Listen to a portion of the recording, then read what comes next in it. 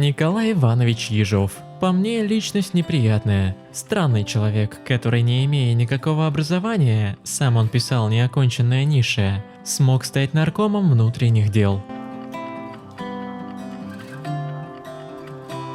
Ежов разобрался с многими людьми из советской верхушки, и говорят, у него был компромат на самого Иосифа Виссарионовича Сталина. Одно обстоятельство вызывает у меня некоторое уважение к Ежову, но об этом позже. Николай Иванович Ежов в Москву приехал потому, что там проходило обучение его супруга. Стечение обстоятельств и будущий нарком внутренних дел занял скромный пост в ЦК, инструктора учетно-распределительного отдела. Об этом пишет Юрий Мухин в книге про Сталина, Берию и тех, кто сделал все, чтобы отправить этих людей в мир иной.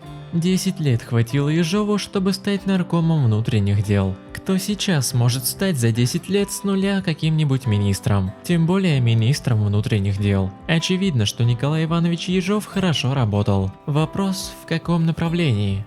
Есть мнение, что у Ежова был прекрасный компромат на его предшественника, Генриха Ягоду. В это можно поверить. Ягода и Ежов работали вместе, действовали, казалось бы, слаженно. Но, видимо, Николай Иванович, когда представилась возможность, собрал на Ягоду компрометирующие материалы. Так и победил. Александр Колпакиди в «Щит и меч» пишет, что крах Ежова начался с того, что он стал наркомом водного транспорта. Не нужно было. Это произошло в 1938 году, а потом в 1939 году Ежова обвинили во многом и расстреляли. Но это все вещи довольно банальные и многим известные.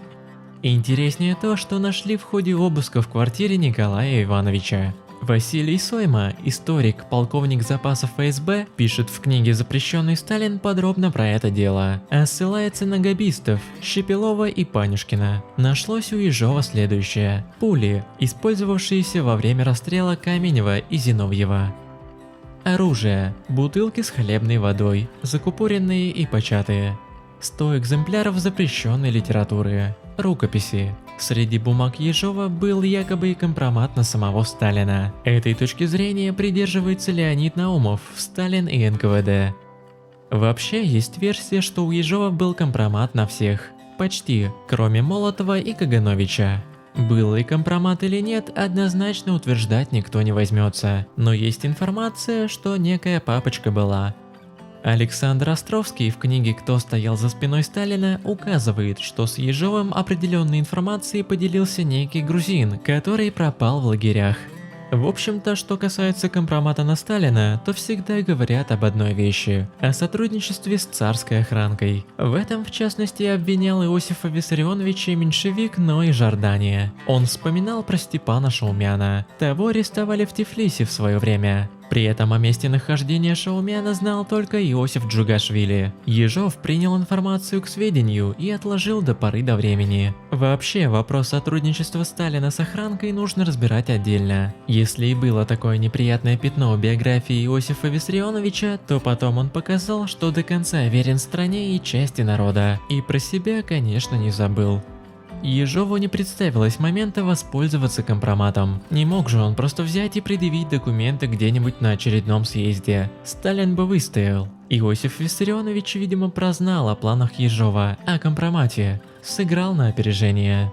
В начале ролика я уже говорил, и опять прошу понять меня правильно. Сейчас могут появиться возмущения, обвинения и все такое прочее. В последнем своем слове Николай Иванович, когда время его уже было сочтено, сказал: «Я вычистил 14 тысяч чекистов, жаль, что мало почистил».